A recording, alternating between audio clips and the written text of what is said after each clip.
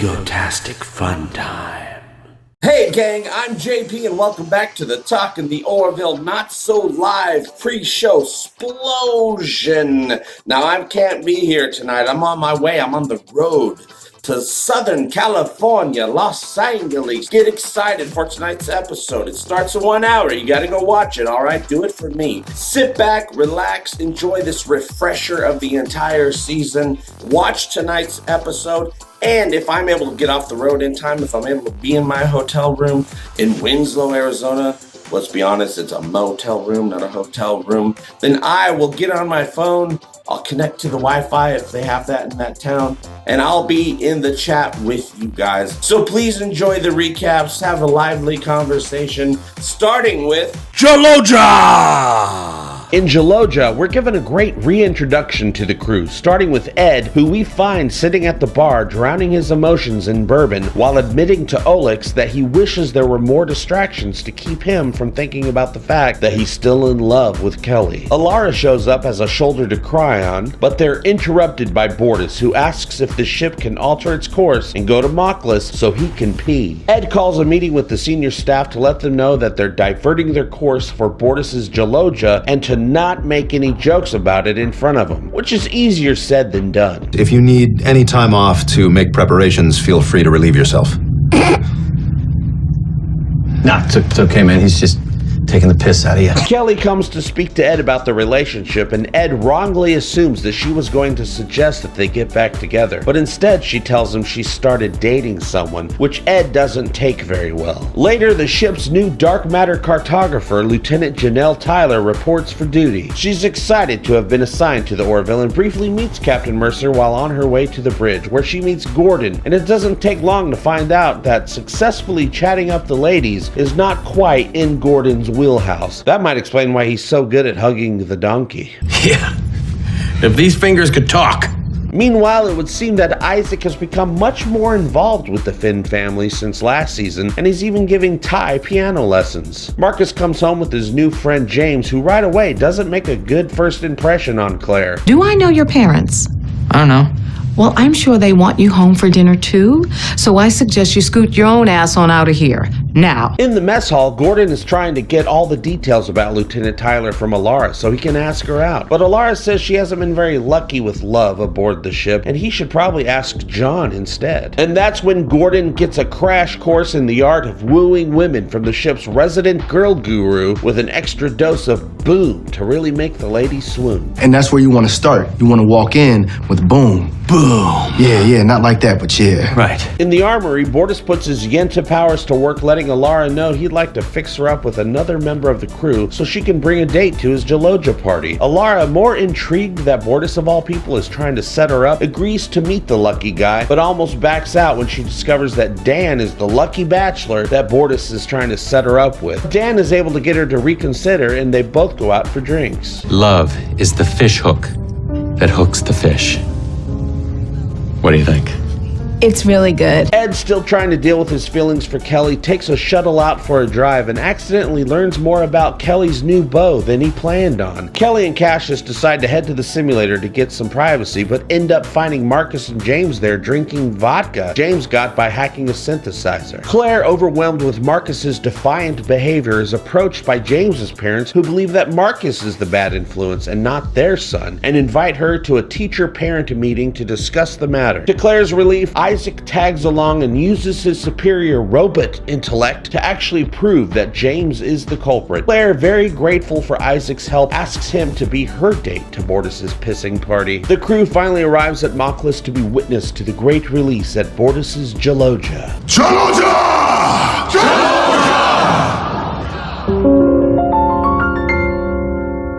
During the celebration in the mess hall that followed, Ed finds himself right where he started, alone at the bar, drinking away his troubles, telling Olix that he could really use a Krill invasion right about now to take his mind off things. But be careful what you ask for, Ed. That type of distraction could be a lot closer than you think. Hey. Is anyone sitting here? No. They're not my enemies. After what they saw you do today, they will be.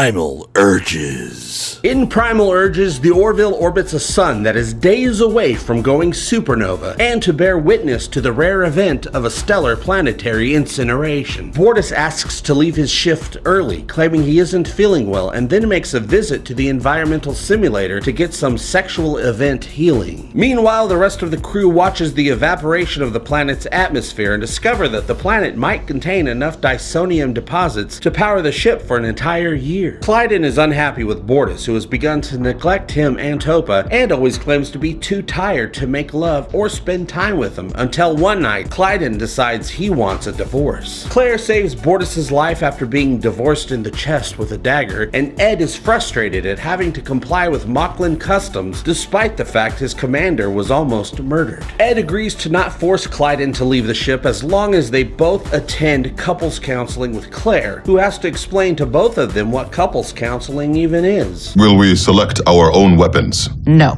that's not how it works. Kalon seems hopeful about getting help from Claire and is looking forward to mending the relationship, while Bortus lets loose with his favorite pastime. No, nothing dirty, you perverts. He's just doing some uphill gardening with the help of a few buddies who are gonna harvest plums to put in his pudding hole. On the bridge, it's discovered that the dysonium deposits come from a subterranean civilization that is about to be incinerated along with their planet. The crew forms a plan to refortify a shuttle to take back and forth to the surface and bring the 75 inhabitants of planet Nixia back to the ship, 30 survivors at a time. After Bortus and his holographic friends finish a productive afternoon of high-protein colonic irrigation and starfishing, Kalon enters through the exit door and finds out why Bortus has been neglecting his marital duties.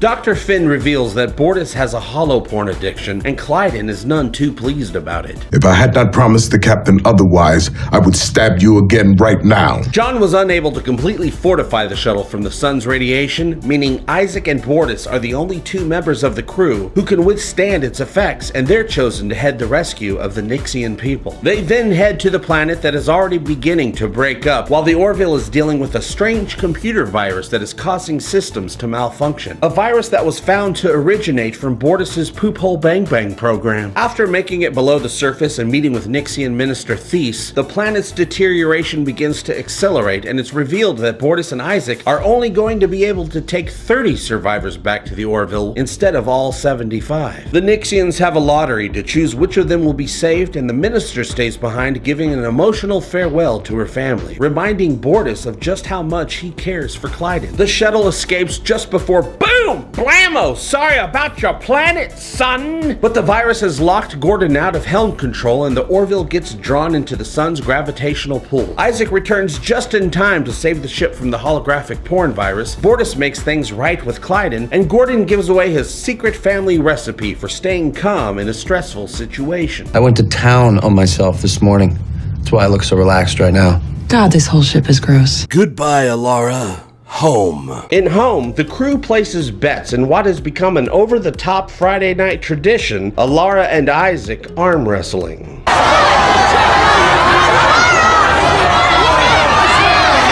But the unexpected occurs when Alara, who has superhuman strength in Earth's gravity, breaks her arm during the match. Dr. Finn discovers that by being away from her homeworld that has much higher gravity than the planetary average, that Alara has begun to lose her strength, and unless she goes back to Solea immediately, the atrophy to her bones and muscles could be irreversible. Alara says goodbye to the rest of the crew and is taken to her parents' home on Solea by Ed and Gordon, where she immediately loses her ability to walk on her own when exposed to the planet's high gravity. Ed, wearing a gravity suit as protection, lets Ildis and Dranala know that Alara is an exceptional officer who has saved many lives, including his own. But being that Soleans don't respect military service, Ildis doesn't appear to be very impressed by the captain's praises of his daughter. It's no wonder she's so hard on herself all the time.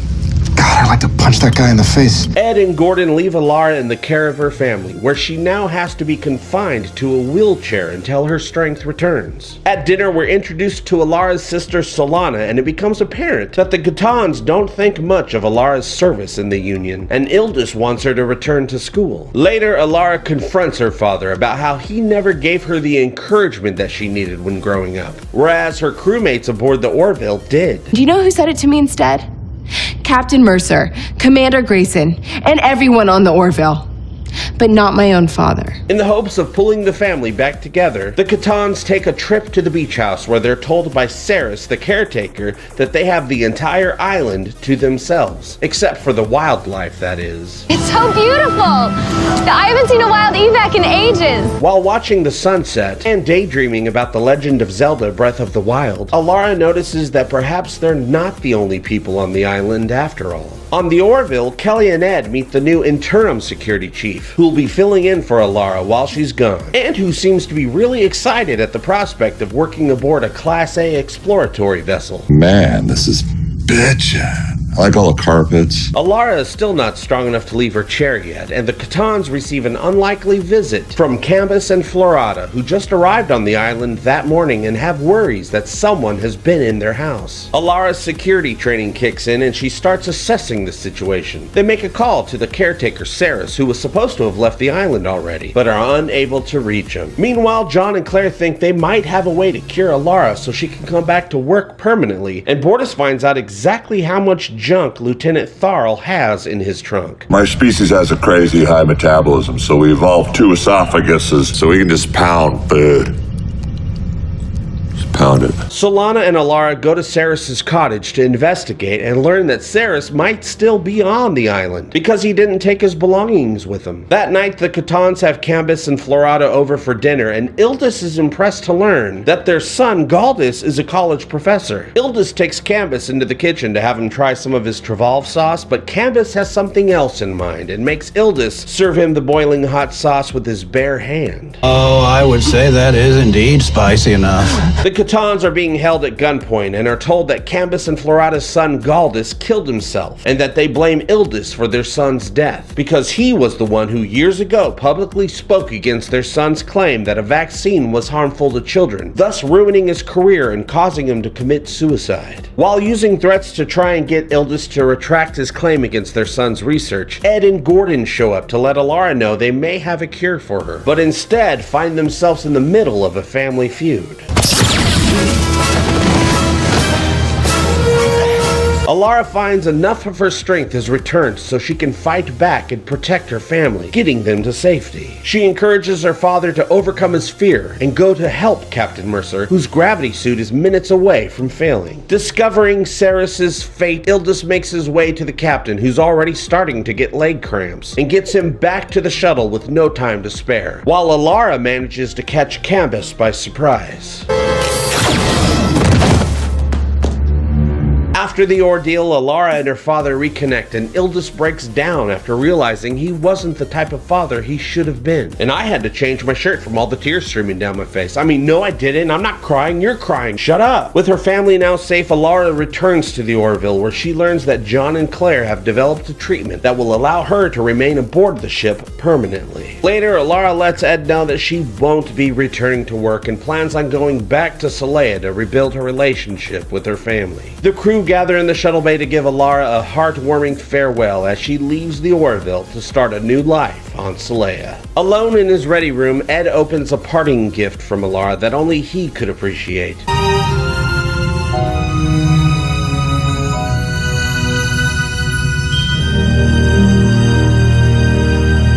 Nothing left on Earth excepting fishes, stupid damn dirty krill. In this episode, the Orville has been assigned to the exciting mission of delivering supplies to Epsilon 5. Kelly notices that Ed's been in a much better mood lately, especially when Lieutenant Tyler is around. But not as good of a mood as Lieutenant Tharl is when allowed to keep it totally cash at work. Righteous. Mellow alert. Ed and Janelle have a date night watching The King and I, and Ed reveals that he thinks he's ready to go public with their relationship. Janelle suggests they should take a trip together to celebrate. In the mess hall, Ed reveals to Gordon that he's been dating Janelle and wants advice on whether or not he should tell Kelly about their relationship. Gordon is happy that Ed has finally found a woman that checks all his boxes and just wants to make sure that every box has in fact been checked. Have you guys done it yet? Have we done it? Well, have you? Ed goes to Kelly's quarters to make his relationship with Janelle known. Kelly says she already knew about Janelle because she knows Ed so well, and that she was happy for him, and she'll take care of the supply run so they can go away together. It's just so sweet! She really loves him, you know? Why aren't they together? I mean, sup, brosif? Boobs are totally cool. I'm a man. While out on a romantic excursion together, the couple detect a convoy of Krill marauders moving toward them and quickly go to cloak in the hopes of not being seen, but are discovered anyway when the marauders vent drive plasma to reveal Ed and Janelle's location. A Krill heavy cruiser shows up, capturing their shuttle in a tractor beam. Meanwhile, Kelly and Bortus are discussing security personnel when Gordon arrives to let them know that he'd like to enter the Shipmaster Qualification program to become a commander. Future captain right here.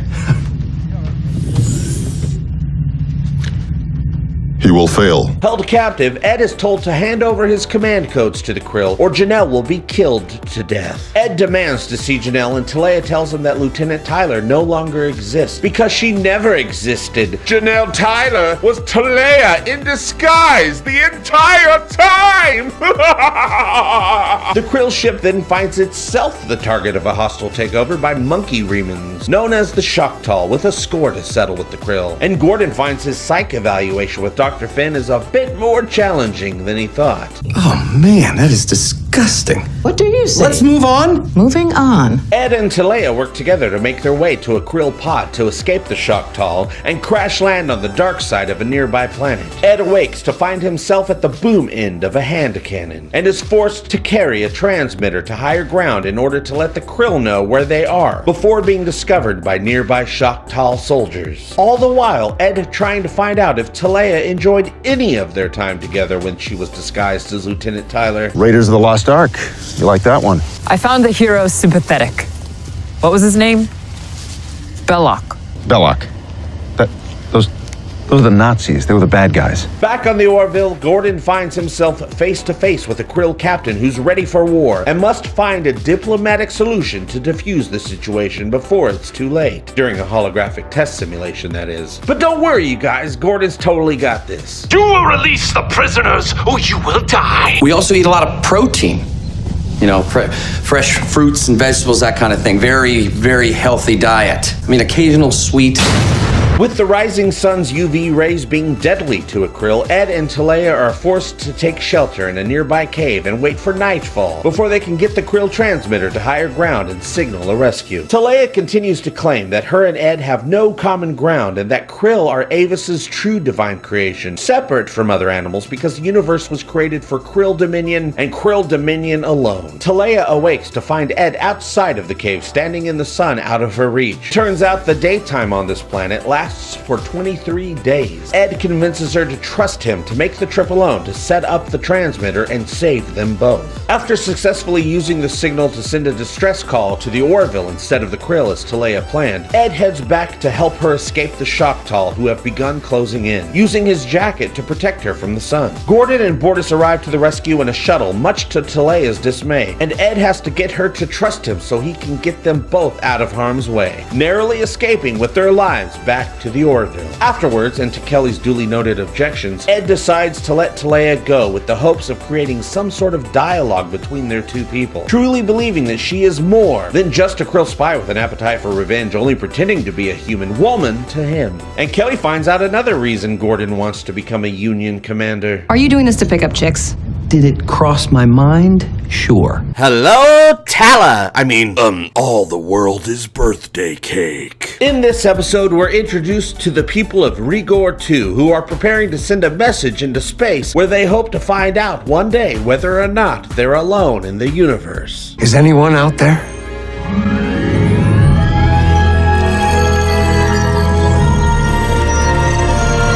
The new chief of security reports for duty aboard the Orville, Tala Kiali, another Solayan who doesn't have a problem opening a can of whoop ass on anyone if it means getting the job done. You'll give me a heads up if you're gonna hit me, yeah? I can't promise that, sir. Kelly asks Bortus if he'd be interested in having a co-celebration since their birthdays are so close together. The ship receives the Rigorian message requesting first contact, and the crew happily set out to the Gamma Valorum system to answer the call. Ed, Kelly, Bortus, Tala, and Claire take a shuttle to the surface and are welcomed by the first prefect at the Capitol. It's kind of a big deal, you guys. First Prefect, I'm Captain Ed Mercer of the USS Orville. Welcome to the galaxy. While touring a maternity ward, Claire notices something strange is going on with the amount of C-sections being performed on patients. The doctor tells her that the procedures are done to prevent the children from being born Gilliac, but of course, at the first contact meet and greet, things are going pretty well until Kelly mentions that her and Bortus's birthdays are next week. The away team are quickly arrested while Kelly and Bortus are sent to a Gilliac internment camp. The rest of the team are confirmed not to be Gilliac trash born under a bad sign and are allowed to return to the ship, but not before Tala lets everybody know how she do. Tala, put him down! Today's your lucky day. Turns out the Regorians' entire society is ruled by astrology, and being born under the sign of the Gilliac means you're a violent person with murderous tendencies. And they plan on imprisoning Kelly and Bortus indefinitely. Despite every attempt to reason with him, Ed's unable to make the first prefect see the flaws in his astrological belief system, and he won't budge when it comes to releasing Bortus and Kelly. Admiral Perry refuses to let the Orville step in and take their missing crewmates by force to bring them back home where everybody knows their name. Sometimes you wanna go where everybody knows your name. A month goes by. Bortus and Kelly are still in the Gilliac camp, and no hope for rescue is in sight, and where a fellow prisoner has just gone into labor. Kelly is left with no choice but to help the baby come into the world, but Bortus helps too. Any suggestions? Will there be an egg? Okay, that's a no. Back on the Orville, Admiral Perry has given the crew 24 hours to find a diplomatic solution before they must go back into service, leaving Bortus and Kelly behind. Tala realizes the reason Regorians think people born under the sign of the Gilliac are murderous criminals is because 3,000 years ago a star in that constellation died, thus fueling the creation of their astrological belief system. The crew come up with a way to trick the Regorians into thinking that the Gilliac star has returned, prompting the release of all Gilliacs from the camps, but not before Kelly and Bortus go all B.A. Baracus on a bunch of prison guards.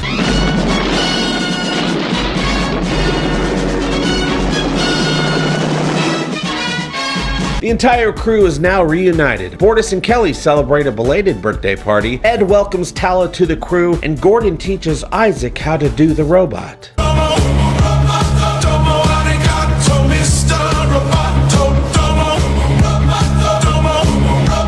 A happy refrain. In a happy refrain, Dr. Finn realizes that she might be developing feelings for Isaac, who has become an important part of her and her children's lives. Isaac, in turn, appears to have taken a special interest in Claire, noticing when she makes changes to her hair and bringing her gifts like an anti-hangry banana ray. I have noticed your tendency to become cantankerous after 1600 hours when you have not eaten. The crew gather to watch young Ty's piano recital, which goes well, much to the delight of Yaphet. Seriously, I thought this was gonna suck, but he's really good. Afterwards, at a party in the mess hall, Claire meets Isaac's gaze, who's standing all alone looking at her in a totally not creepy way.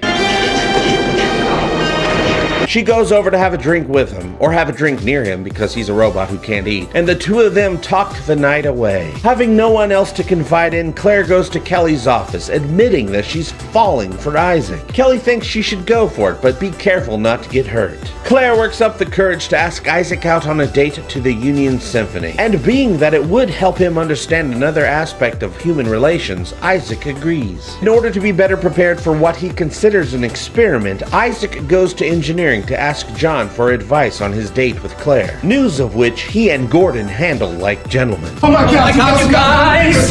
Claire and Isaac are going on a date. This is so insane. I can't even believe it. Date night arrives, and Isaac, dressed in his summer linens, picks Claire up to take her to the Union Symphony concert, where things start off light.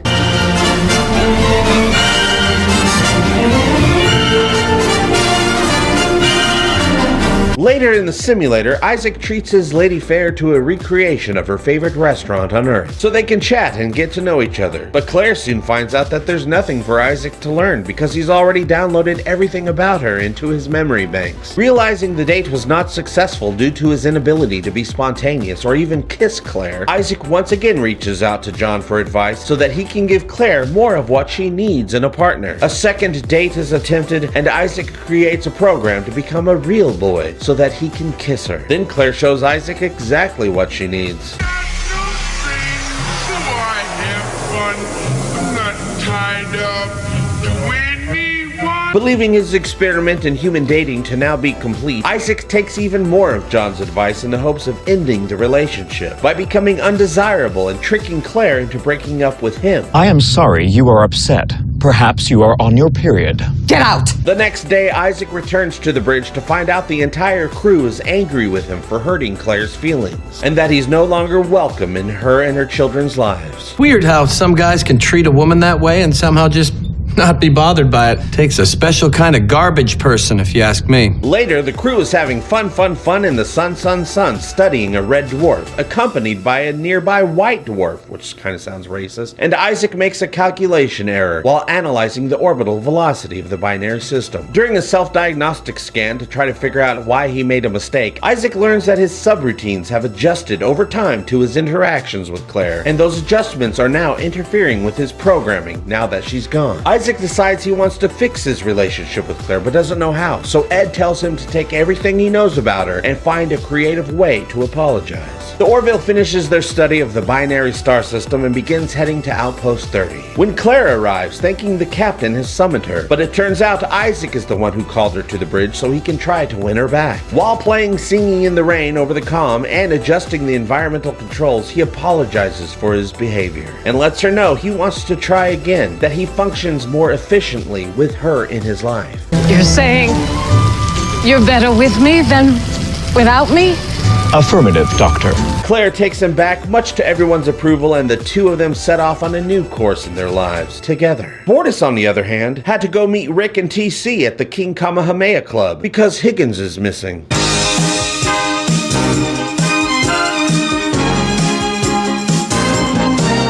Deflectors. In Deflectors, we find Cassius and Kelly on a date in New York City circa 1945. In the environmental simulator, that is. While he's wanting to plan a romantic getaway with her, Kelly says she's not ready for a serious relationship and thinks they shouldn't see each other anymore because it's not fair to lead him on. The Orville welcomes an esteemed Moclan engineer aboard the ship to help make upgrades to the Deflectors, Lokar, who also happens to be Bortus's Coda Chic. What you would call an old boyfriend. John, Lokar, and Tala begin preparing the Deflectors for a battle simulation with the Moclans, and Bortus makes it clear that he's not interested in catching up with his ex. The new Deflector upgrades are a success despite a close call with an unauthorized Moclan torpedo, and Lieutenant Dan celebrates the victory by burying his face deep in Ensign Turco's cupcakes. Uh-oh. Tractor beam activated. It's pulling us in. Oh no! At dinner, it's obvious that Clyden is none too pleased about Bortus's ex-boyfriend being aboard the ship. After inquiring about a sweet treat she received from Cassius, Kelly tells Ed that she decided to break it off with him because they wanted different things, and Ed shares in her pain. I broke up with him.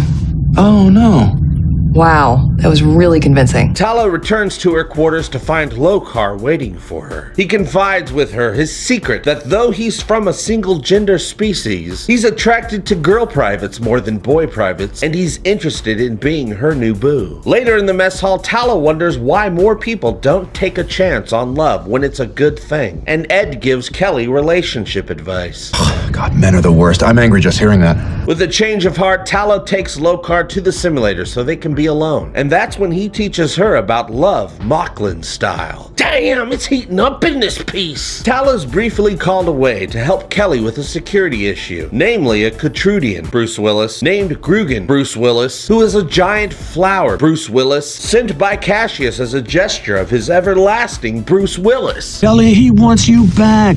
Stop being such a dum-dum and just give him another chance. Tala returns to the simulator to find Lokar is no longer there, nor is he able to be located anywhere on the ship. The computer reconstructs the simulation to reveal that Lokar was murdered by an unknown assailant, whose identity is being masked by a glitch in the program. But John and Isaac are able to remove the distortion to reveal the shooter was Clyden. Claiming to be innocent, though does admit to planning on turning Lokar into Moclan authorities for being attracted to female smells. Ew, gross. Clyden is kept in the brig for the murder of Lokar. Back in the mess hall, she learns from John that removing the distortion from the simulation that revealed Clyden as the killer was suspiciously a little too easy. And she also learned a bunch of other stuff. One time I almost died because I humped a statue. Isaac once cut my leg off. The captain and commander, they got put in a zoo. And Bortus almost crashed the ship because of porn. Bortus reveals that the reason he and Lokar broke up years ago was because he once caught him with a woman while they were on shore leave, but didn't turn him in to authorities because he loved him and didn't want to see his life destroyed for going against Moclan customs. Tala figures out that Lokar faked his own murder to try and escape condemnation by his people. Being found by Tala while he hid in a shuttle, Lokar decides to return back to Moklis and accept his fate instead of running and hiding. Ed and Kelly begin to wonder if the union with Moklis should even continue. The more I learn about the Moclans,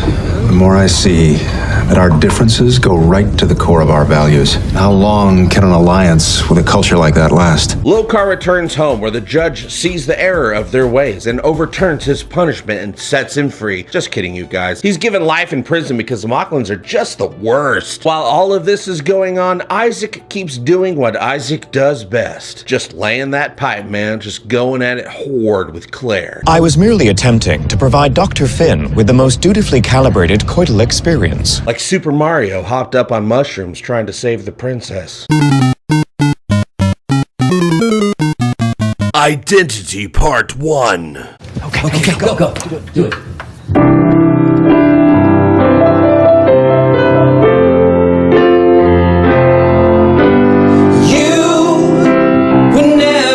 Ask me why my heart is so disguised. I just can't live a lie anymore. I hurt myself. Don't you ever make me cry.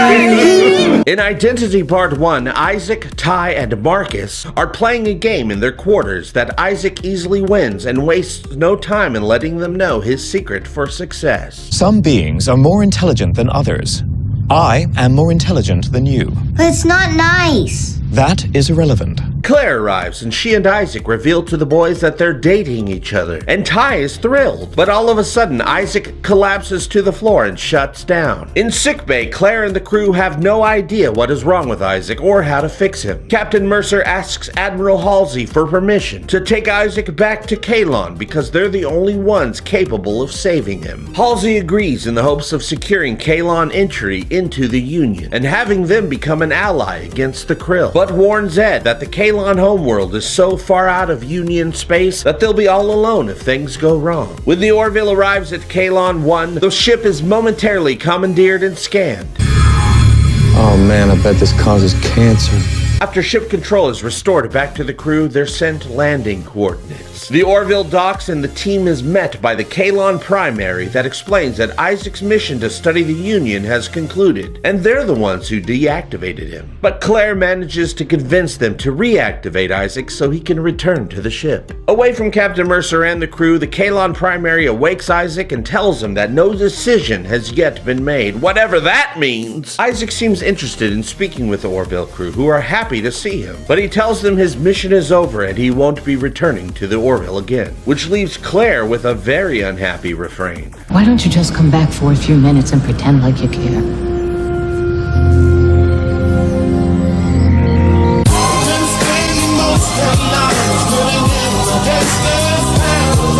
Isaac agrees to return to the ship briefly to say goodbye to Ty and Marcus. The crew throw him a surprise farewell party to show just how much they care about him. And while Isaac has become the party's centerpiece, Bortus is simply trying to get a corner piece. Please cut me a corner piece before someone comes. Hey, Bortus, have some cake, man. It's good. I hate this party. Before Isaac leaves for good, Claire lets him know how much he means to her, and Ty gives him a drawing he made for him. While leaving the ship, Isaac abruptly discards Ty's drawing in the corridor because he's a jerk. Back on the bridge, Tala and Bortus have discovered strange spherical objects on the planet that have begun generating massive levels of theta radiation, the same type of radiation that is usually associated with large-scale weapons. In the environmental simulator, Claire finds Ty sitting in a tree, upset because he found his drawing was discarded by Isaac. He doesn't understand why Isaac is leaving them and refuses to believe that even though Isaac is an artificial life form, that he doesn't have feelings. After Claire leaves, Ty sneaks off the ship to try and find Isaac and ends up hiding in a disposal chute from nearby Kalons. The chute leads to a tunnel that Ty begins to explore. Back in Ed's ready room, the Kalon tell him that they're deciding on whether or not to join the Union, and they appreciate his patience. Ed feels something is wrong and that the Kalon are stalling for some reason, because for advanced artificial life forms, the decision to join the Union shouldn't be this hard. Join or don't join. A simple binary choice. Exactly. And a binary choice Is the most basic computer function there is. Claire arrives, letting them know that Ty has disappeared and he's nowhere on the ship. Ed sends Bortus and Tala with Claire to find Ty on the planet. But they soon discover the horrible secret that the Kalon are hiding in the caves. Hundreds of thousands of bodies piled up in mass graves. Kelly discovers the grave sites are planet-wide and that there are actually billions of bodies buried down below. But the remains are not Kalon, they are biological. Captain Mercer confronts the Kalon about the graves, and Isaac reluctantly explains that all the dead below the surface were once their makers. There was an irresolvable conflict between the builders and the Kalon, and it led to the genocide of the original inhabitants of the planet. Ed desperately tries to warn Bortus to have the Orville escape the planet, but his communication is cut off by the Kalon, who then begin boarding the ship. And they have brain turrets in their heads, you guys! What the fuck? Boom! Red shirt down. Boom! Boom! Boom! Boom! All the red shirts are down! Oh my god! The rest of the crew are being held captive in the shuttle bay, and control of the ship is surrendered over to the Kalon, who are now planning on using the Orville to lead a huge attack against Earth. And I'm totally freaking out because this episode is to be continued. At least Lieutenant Dan is able to keep everybody calm with his universally famous small talk. You like music? Huh? I was just asking if you like music. I do, Dan. Yeah, I like music. I like it too. And food. F you, Isaac. Identity part dose. While the crew is being held captive in the shuttle bay, the Kalon invasion force races toward Earth, hoping to take the Union by surprise and wipe out all life on the surface. Captain Mercer thinks the Kalon need the ship's crew alive for some reason, and Gordon uses his unrelenting charm to get some answers. Hi. I'm Gordon Malloy. I'm the helmsman of the Orville. How you doing? So, I'm from New Jersey. Ty attempts to get past the guards in order to see Isaac, and Tala gets shot while trying to stop him. Claire saves Tala in sickbay, and Isaac arrives to escort them all to the briefing room, to be given instructions by Kalon Primary, who demands that they lie to Union Central by telling them that the warships are actually a diplomatic convoy. They're also given the reason the Kalon have decided to destroy biologicals. They installed pain simulators in our neural pathways so that we could be punished if we refused to obey them. You were slaves. That is correct. So we did what was necessary. We exterminated our masters. The USS Roosevelt arrives to greet the convoy, and the crew are forced to take their stations. Ed finds a way to get a secret code message to Captain Marcos in the hopes that he'll be able to get it back to the fleet. But the Kalon see through Ed's plan and, oh my god, they exploded Marcos, you sick bastard! Ed is taken to Deck 7, where the Kalon make him watch Ensign Mamone get thrown out the airlock, despite Isaac's attempt to convince Primary to spare him. Primary speaks with Isaac in Ed's office, asking him if he's feeling sympathy for the biologicals, which Isaac quickly denies and says it's impossible for a Kalon to feel emotions. The crew realize that they have to find a way to get a shuttle off the ship. They decide to risk it all by flying into Krill space in hopes of being able to convince them it's in their best interest to work together. They have Yaphet die hard through the vents to the armory to get a blast rifle and bring it back to Bortus so he can BAM! BAM! Sorry about your inner working, son! They quickly override the blast doors so Gordon and Kelly can make an escape for Krill space. Oh crap, this is gonna be tight! The Kalon, though taken by surprise, managed to dispatch a sphere to pursue the shuttle. They once again send Yaphet through the vents to try and get a message out using the communication array, along with Ty as backup, being that he's the only other person small enough to make the trip. While trying to send out a signal, 2 Kalon arrive to stop them. Yaphet springs to action, attacking one of the units so Ty can escape, but he gets captured anyway, and Yaphet is unable to help. Meanwhile, Gordon and Kelly arrive in Krill space and are immediately brought aboard and taken before Captain Dalek, who refuses to believe their warning about the Kalon threat. Suddenly, a sphere drops out of quantum space and begins attacking the Krill ships, destroying 2 of them, but Dalek manages to turn the tide and explode the Kalon vessel to death with multiple pew-pews. Avis has been generous today. See? Avis, I told you I wasn't making that up. Isaac is called in to meet with Kalon Primary once again, who now has Ty in his possession. He wants Isaac to prove his loyalty to the Kalon by killing Ty. Isaac has to make a choice. Kill Ty to prove himself, or listen to his cold black robot heart and save him. It's the flip of the coin. He could choose tails, but decides to go with heads.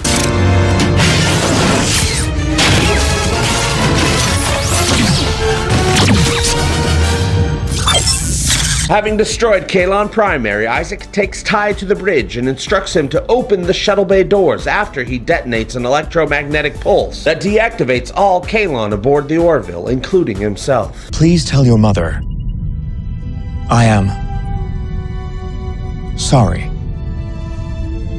Ty releases the crew from the shuttle bay and they retake the ship just as it arrives at Earth, where they're met by hundreds of Union ships ready to give the Kalon hell. There were so many pew-pews and explosions and boom bitches and donkeys being hugged. Suddenly, 3 spheres break off toward Earth. The Orville and a handful of ships follow in pursuit but are being easily picked off by the spheres, and the Orville is taking heavy damage.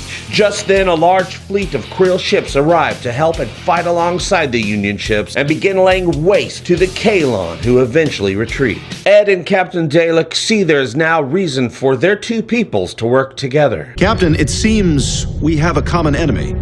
Avis united our paths for a reason, but only he truly knows why. We shall see where that path leads. Though not everyone is ready to forgive Isaac so quickly, even though he ended up saving them in the end, the crew have Yaphet revive him anyway, and Ed tells Admiral Halsey that he'd like Isaac to remain serving aboard the Orville and that he's prepared to take full responsibility for him. Now forever separated from his people, Isaac ponders the future of being alone in the universe, telling Claire that he no longer has a home. But Claire says home is where you make it, and also offers him some words of hope. There's an old human custom called forgiveness. It too takes time, but it must have a beginning. With Isaac still needing to figure out where he belongs, Gordon discovers that his only need is for speed. Just a walk in the park, Kazansky!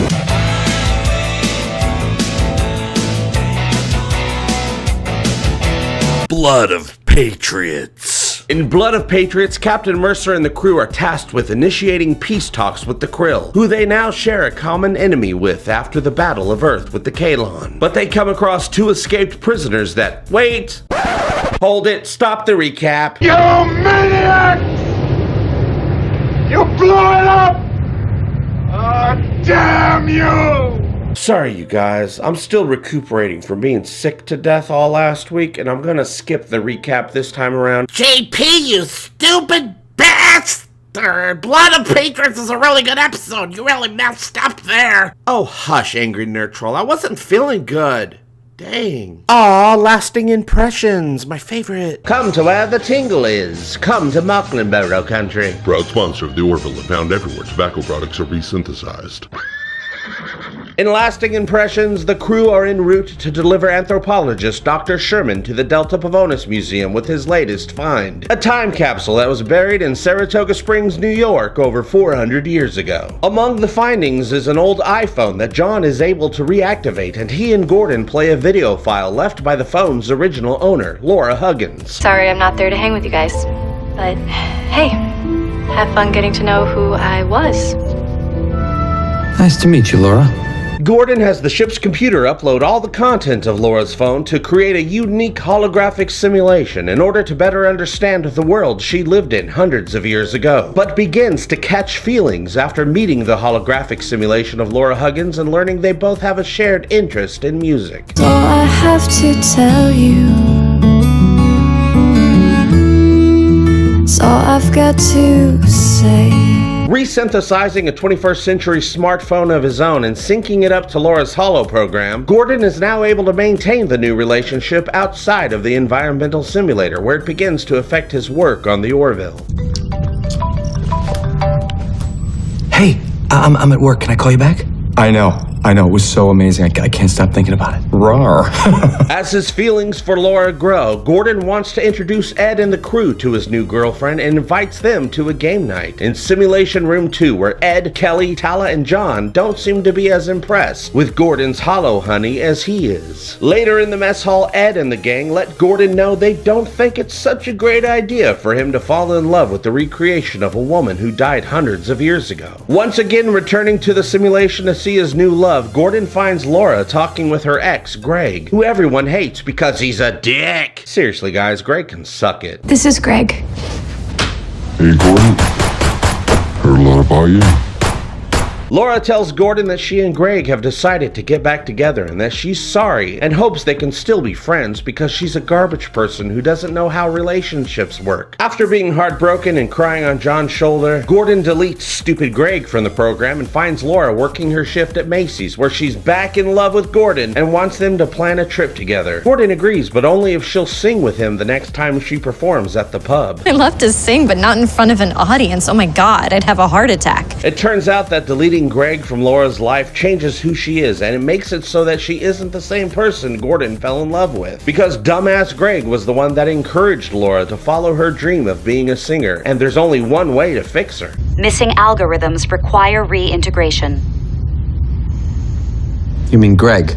Affirmative. He realizes that by making changes to the program, it's no longer the story of who Laura Huggins was, but just another simulation that someone else created. Gordon returns to the program to get closure and for one last goodbye, but that's not all he had to say. I tried to write a symphony, but I lost the melody. It's all I've got to say.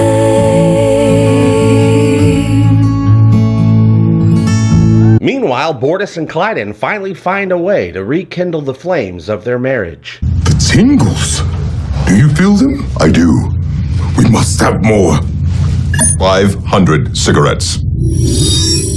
Smoking ain't hip, in fact it's a drag. Sucking it in's just not my bag. Smoking clothes I can do without. Whatever you're into, smoking's out. Okay, that's it. That's all I wanted to talk about today, and I previously talked about it and edited it all back together. How about you? Are you ready for the final 3 episodes of the Orville Season 2? I'm not. I want it to go on forever and ever and ever. Where's Season 3? Are you going to watch tonight's episode, Identity Part 2? At least put it on in the background. Watch a rerun of it on Hulu, something like that. We need this show renewed, you guys. Jaloja. You can let me know what you think by joining the conversation below. Thank you so much for liking, sharing, and supporting my stupid show and sticking through this recap episode. I truly, truly appreciate it. I'll see you very soon. And as always, I hope all your times are egotastic fun times. Love you, bye-bye. Egotastic fun time, we're gonna have a great time. Egotastic fun time, give me all your money. Give him all your money. You will find it funny. Just give me money. I love money. Give me all your money. Give me all your money. Give me all your money. Give me all your money.